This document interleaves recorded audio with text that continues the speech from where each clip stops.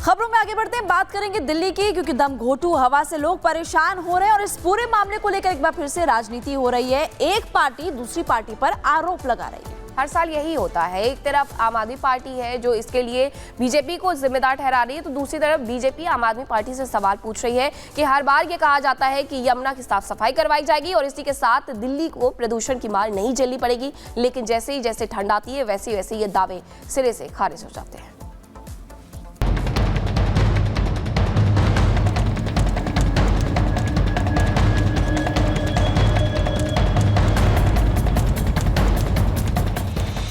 सावधान, दिल्ली की हवा जहरीली होती जा रही है। सावधान, दिल्ली में पॉल्यूशन अपने चरम पर पहुंचने वाला है। सावधान, दिल्ली में प्रदूषण पर सियासत से जरा बच के। सावधान इसलिए क्योंकि ये आपकी सांसों का सवाल है। सावधान इसलिए क्योंकि इसका भी कोई समाधान नहीं है, और सावधान इसलिए भी क्योंकि आपके जिम्मेदारों ने प्रदूषण में भी सियासत ढूंढ ली है।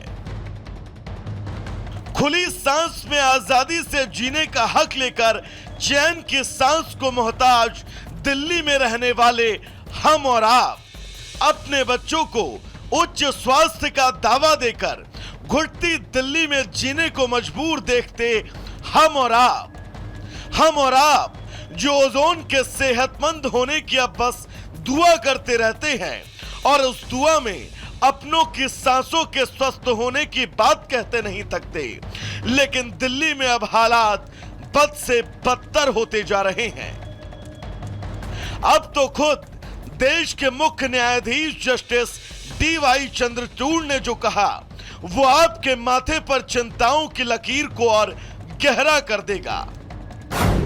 चंद्रचूड़ ने कहा कि राजधानी दिल्ली में वायु प्रदूषण के बढ़ते स्तर के कारण मॉर्निंग वॉक पर उन्होंने जाना बंद कर दिया।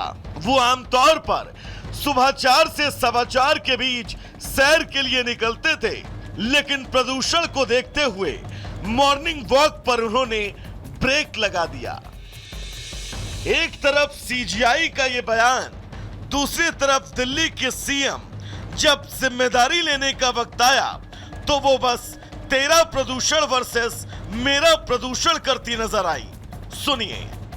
दिल्ली का पोल्यूशन का लेवल बढ़ने का एक महत्वपूर्ण कारण है पराली का जलना। अगर आम आदमी पार्टी की पंजाब सरकार पराली जलना रोक सकती है, कम कर सकती है, तो हरियाणा की सरकार क्यों नहीं कर सकती? उत्तर प्रदेश की भाजपा सरकार क्यों नहीं कर सकती? क्योंकि वो दिल्ली वालों के साथ गंदी राजनीति कर रहे हैं।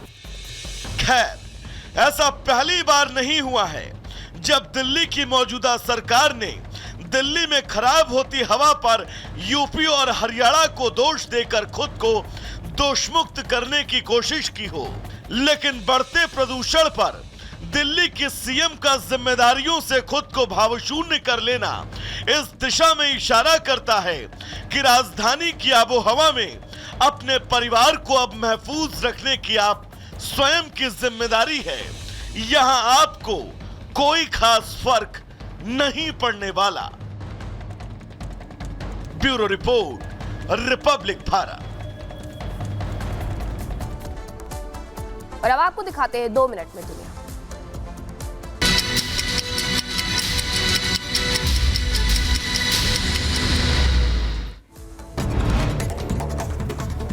युद्ध के बीच इजरायली सेना प्रमुख का बयान, खात्मे की तरफ हिजबुल्लाह के शीर्ष नेतृत्व आगे बढ़ रहे हैं। सिनवार की हत्या योजनाबद्ध नहीं बल्कि आकस्मिक नहीं।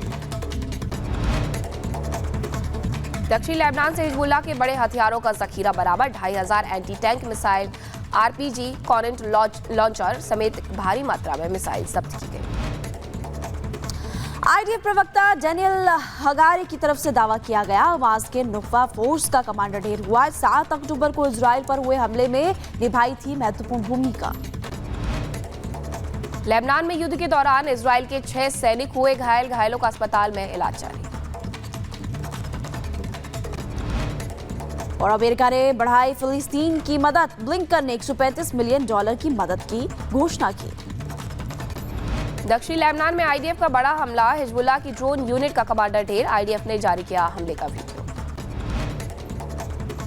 और आईडीएफ ने हिजबुल्लाह की सुरंग को बनाया निशाना, हमले में हिजबुल्लाह को बड़ा नुकसान हुआ।